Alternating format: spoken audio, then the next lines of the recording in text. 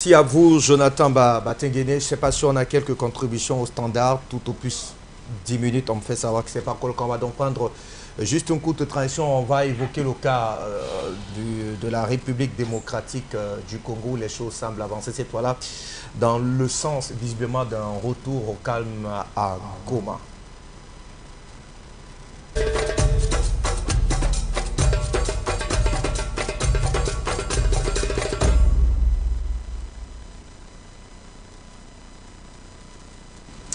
Eh bien, les représentants du gouvernement de la RDC et ceux de l'Alliance du fleuve Congo avec son bras armé, le M23, ont donc signé vendredi une déclaration de principe à Doha sous la facilitation de l'État du Qatar, marquant une étape assez importante vers un accord de paix globale dans le but donc cette fois-là de protéger d'abord les populations civiles. Les partis réaffirment donc leur engagement à résoudre le conflit par les moyens pacifiques conformément, citons, au droit international, à la constitution congolaise, mais également à la charte des nations de l'Union africaine ainsi qu'aux résolutions des Nations Unies, indique eh bien, le document officiel de la déclaration de principe. Il s'agit de la deuxième étape de ce processus de résolution de la situation sécuritaire à l'est de la République démocratique du Congo. Rappelons que le mois dernier, eh bien, les ministres des Affaires étrangères de la RDC, mais surtout du Rwanda, ont signé du côté des États-Unis un accord de paix. Si sur le plan diplomatique, le gouvernement de Kinshasa marque, on va dire, des points, et bien sur le terrain, la menace M23 est toujours visible parce qu'à chaque fois on a les incursions de ce mouvement terroriste. Ce signal diplomatique fort, marqué par l'implication cette fois-là des nouveaux médiateurs, on a parlé du Qatar, va-t-il définitivement changer la donne en RDC et permettre donc un retour à la normale? La question, ou alors ces questions sont donc au cœur de cette réflexion. Pour ça, je vous retrouve cette fois-là avec notamment le regard que vous portez autour de la diplomatie congolaise, qui est quand même assez, quoi qu'on dise, assez dynamique. Il y a eu d'abord cet accord de paix signé du côté des États-Unis, et cette fois-ci on est monté d'un cran avec cette déclaration de principe qui est quand même adossée sur un certain nombre de principes. Protéger les populations civiles.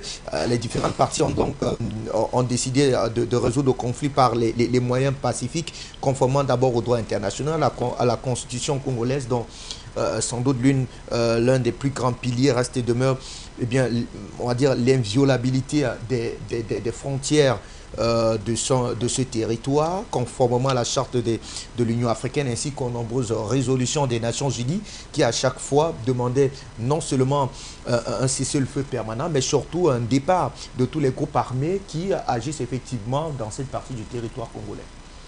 J'ai quelques observations. Ouais. Dans cette déclaration-là, il y a 1, 2, 3 points de réserve pour moi. Je vais les lire parce que j'ai copié ça. La première, c'est, ils disent, la déclaration prévoit un engagement à un cessez-le-feu permanent, interdisant, je saute, hein, je vais directement ce qui m'intéresse, interdisant toute tentative de prise de nouvelles positions par la force, dont les positions sont figées. Je me souviens qu'au niveau de l'AES, au moins au niveau malien, on évitait ça. C'est-à-dire que là où sont maintenant positionnés le M23 et les gens de Konya Nanga, là, on ne peut plus aller les chercher là-bas. Est-ce que ça veut dire? Relisez un peu. Je relis. La déclaration prévoit un engagement à un cessez-le-feu permanent, interdisant beaucoup de choses, hein. Je saute, toute tentative de prise de nouvelles positions par la force. C'est-à-dire que je ne peux pas envoyer l'armée congolaise aller chercher, les dégager de Goma. Voilà. Si, d'abord, les positions sont figées. Lui, avant d'y arriver, le principe évoque d'abord un cessez-le-feu permanent. C'est-à-dire qu'on estime qu'il n'y a pas de... Je suis d'accord, non? Si les groupes sont encore armés... Mais Jonathan, c'est ce que je suis en train de dire. Excuse-moi, Fabrice, c'est ce que je suis en train de dire. D'accord. Non, toi, tu crois que je n'ai pas compris? Je suis en train de te dire que les positions sont figées. Si je fais le cessez-le-feu, c'est-à-dire je ne fais plus le coup de feu. Donc, en tant qu'autorité gouvernementale, je ne peux pas aller déloger les gens de M23 et de Corneille Nanga là où ils sont. Chacun garde ses positions. Ils ne peuvent pas non plus venir me chercher. Donc, les positions sont figées. Je dis qu'au Mali, parce que quand même, nous, on est des panafricains, donc je vais avoir deux lectures de la même chose. C'est le territoire africain toujours, non? Au Mali, on a évité ça. Parce qu'il fallait bouter les terroristes dehors, et tous ces gens qui sont les agents des services occidentaux, là, comme le MNLA, qui a changé plusieurs fois, MAMA, je sais pas quoi là, le MAR, bref, ils ont changé plusieurs fois de nom. Il faut les bouter dehors. Donc, pour les bouter dehors, il faut utiliser la force. Mais si on fiche les positions, bon, le nord du Mali, l'Azawad, là-bas, c'est vous, l'État du Mali, c'est à partir de Douanza et plus au sud, mais c'est fini. Les positions sont figées. Et qui sait, au bout la population va être habituée à cette autorité. Vous, là-bas, vous êtes habitué à d'autres autorités. La France l'a vécu pendant la Seconde Guerre mondiale, ça n'a vécu que 4 ans. Hein, la zone occupée, la zone non occupée. Bah, s'il n'y avait pas eu les alliés, 100 ans comme ça, là, ça fait 2 France. Bien sûr. Regarde nous là, ici là, on vient de parler de Nozo. Hein, juste parce que là-bas, ils ont gardé une langue du colon britannique, et ici, la langue du colon français. Hein, on dit, il y a le Nozo, donc il y a un conflit. Là-bas, c'est la République. Ici, nous, c'est ça. Toi, tu n'es pas anglophone. Il ne suffit pas de parler anglais pour être anglophone. Bon, donc on ne sait même plus de quoi il s'agit. Donc, un Bakweri de ce côté-ci n'est pas un Bakweri de là-bas. Bakweri, il y a Bakweri. C'est pas ça. Je ne sais pas, moi.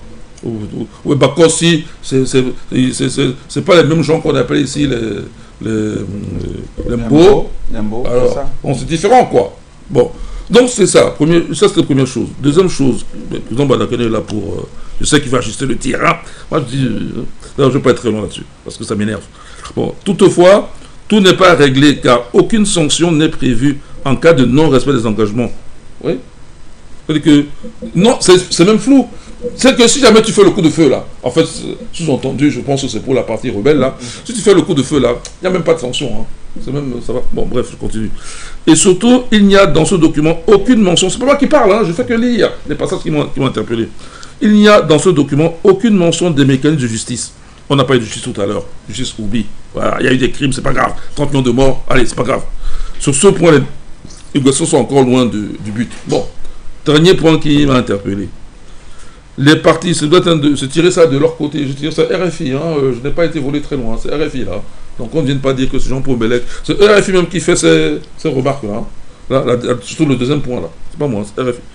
Les partis expriment leur engagement à coopérer avec la MONUSCO et les mécanismes régionaux pour assurer la protection des civils et la mise en œuvre du cessez-le-feu. Je signale que la population de cette région avait demandé le départ de la MONUSCO.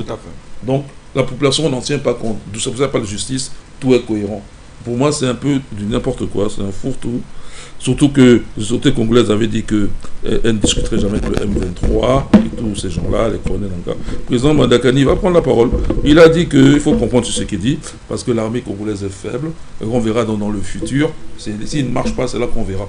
Bon, pourquoi pas? C'est pour ça que moi, je ne veux pas développer davantage, parce que ma déception n'est pas encore... Je ne suis pas encore bien serein sur ce sujet-là.